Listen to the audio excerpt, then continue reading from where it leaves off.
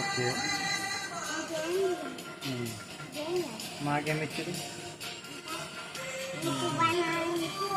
మంచి కూర్చో మంచి కూర్చో. మాకు 1 బనానా ఇచ్చారు.